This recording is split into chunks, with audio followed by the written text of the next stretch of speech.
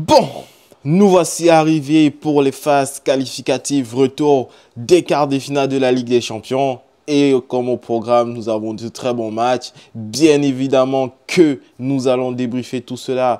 En premier match, nous allons avoir Barcelone-Paris Saint-Germain. Le match retour de cette rencontre qui, à la phase aller, s'est soldée par une victoire du FC Barcelone à l'extérieur sur la pelouse du PSG sur un score de 3-2.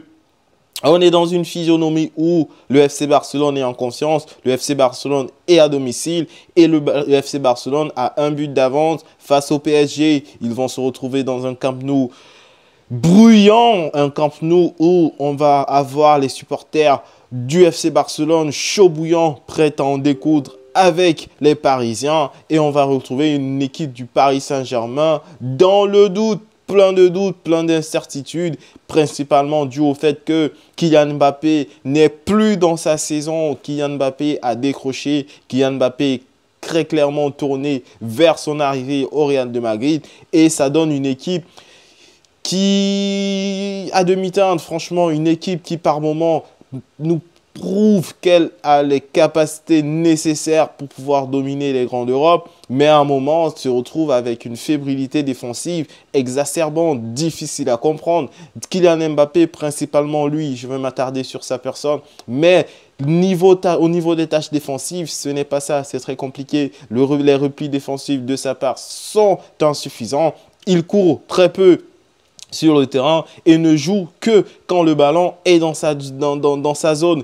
Il ne fait que ça. Franchement, c'est un peu dommage qu'on ne puisse pas retrouver le Kylian Mbappé des saisons précédentes. Ce Kylian Mbappé-là impliqué, ce Kylian Mbappé-là tranchant face au but. Ça fait pratiquement 6 matchs que ce dernier n'a pas marqué et ce n'est pas normal. C'est compliqué. C'est une chose qui arrive très peu pour sa personne et il doit se ressaisir.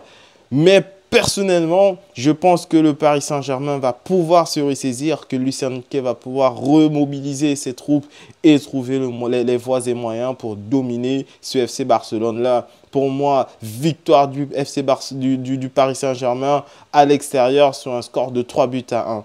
Et un doublé de Kylian Mbappé qui va nous prouver une fois de plus que c'est lui le boss du TIEC. Voilà les amis. Maintenant, en deuxième match, nous allons avoir la rencontre qui va opposer l'Atlético de Madrid face au Borussia Dortmund.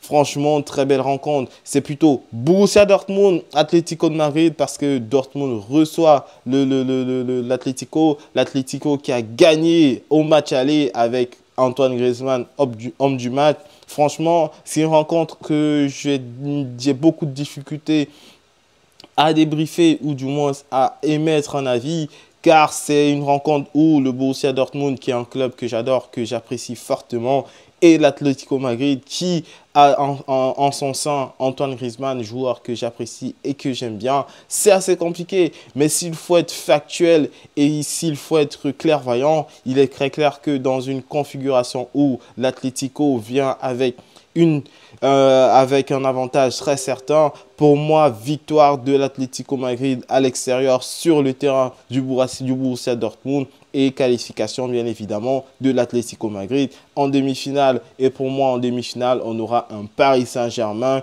Atlético Madrid. Très très belle rencontre. Ça va être explosif. Voilà les amis, mon avis pour les matchs de Champions League du 16 avril 2024. Si vous avez apprécié la vidéo, n'oubliez pas de la liker, de vous abonner et surtout d'activer la cloche de notification. Sur ce, prenez soin de vous et peace la famille.